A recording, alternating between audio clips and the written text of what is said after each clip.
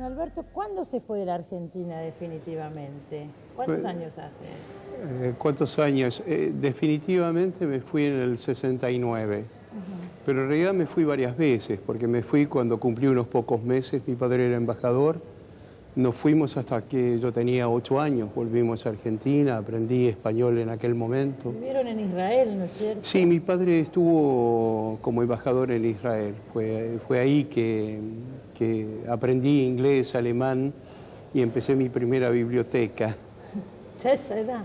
Sí, yo recuerdo, tenía 3, 4 años, ya empezaba a coleccionar mis libros, los cambiaba de lugar, una biblioteca modesta, claro. Pero tenía en esa etapa, cuando los chicos dicen, ¿qué vas a hacer cuando seas grande? Decía que iba a ser bibliotecario, ¿es así? Quizás no tenía tanta conciencia de eso en ese momento, pero sí sabía que quería vivir entre los libros.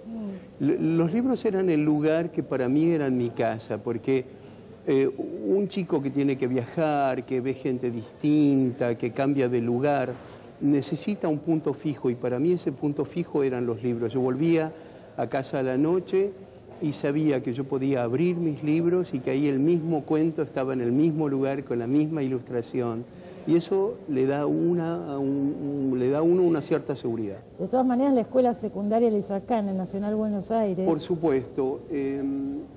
Para mí esos, yo diría que fueron los años más importantes de mi vida, porque fue una formación muy completa.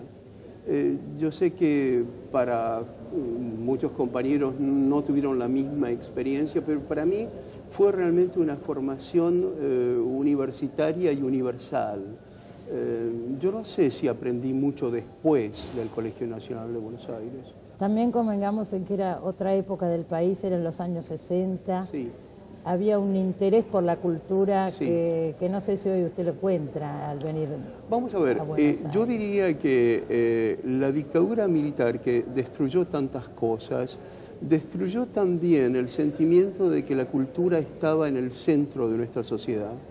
Entonces, ahora, por ejemplo, donde hay esta explosión creativa, donde hay tanta película, novela, obra de teatro, música, uno viene a la Argentina y tiene el sentimiento de que está en un centro de las artes, pero esto no está en el corazón de la sociedad.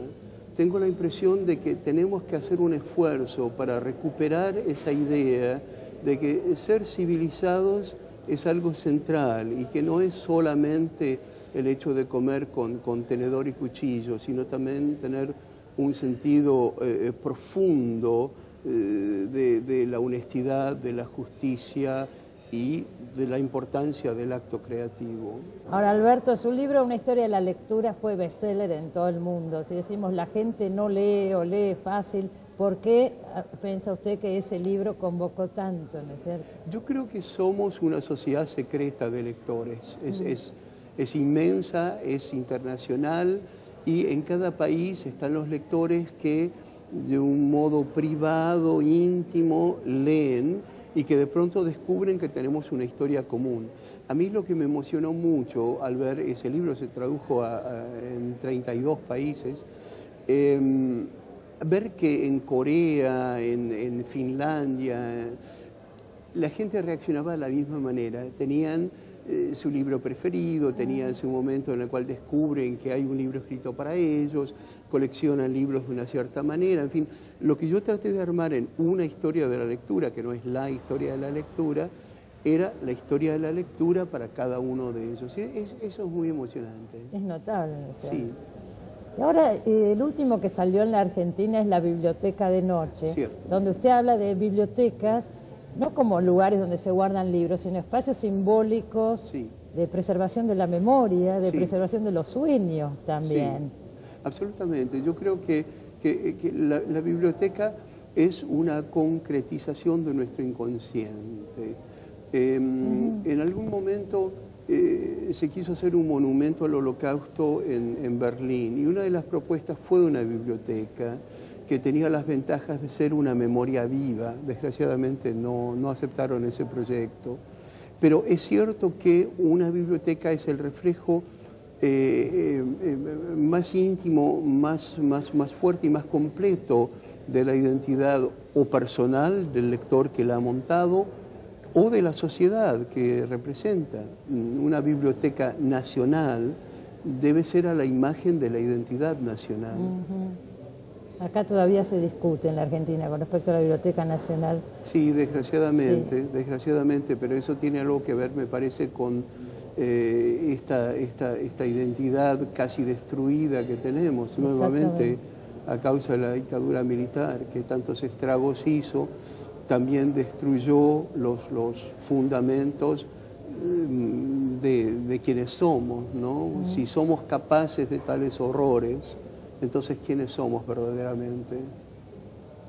Me llama la atención porque habla como perteneciendo a esta sociedad, sin embargo vive afuera hace muchísimos años, pero se siente parte, ¿no es cierto? Es que no necesito vivir en un lugar para ser parte de ese lugar.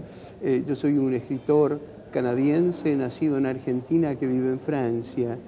Es complicado. complicado, pero al mismo tiempo bastante frecuente, sobre todo en nuestra época, donde ha habido tantos exilios, tantos movimientos. Yo tengo amigos iraquíes que viven en Francia, que escriben en inglés. Quiero decir que todo eso ha cambiado, la noción de arraigo absoluto.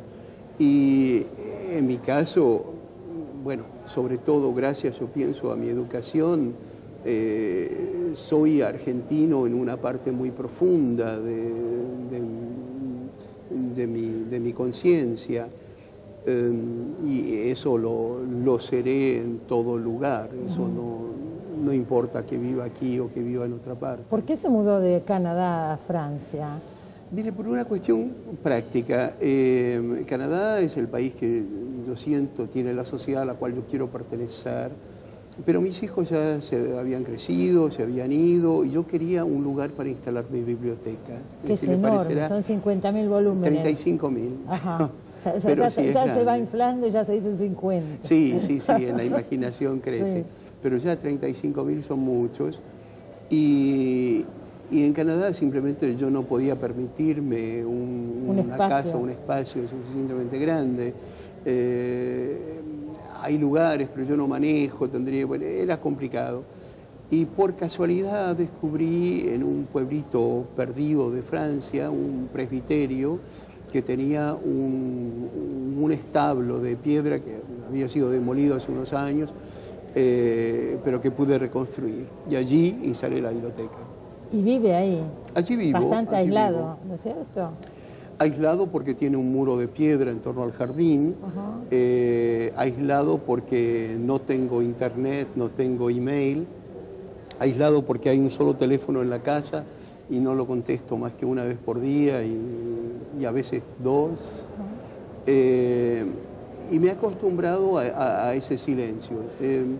Los escritores ahora viajamos mucho, viajamos demasiado. Nos invitan a dar conferencias, a participar de congresos, de festivales y demás. Y entonces uno se siente un poco un viajero comercial, ¿no? Con la valijita de cepillos que uno va vendiendo. Va vendiendo sus libros. Pero entonces necesito después estar en mi casa sin horario, sin interrupciones, para poder escribir.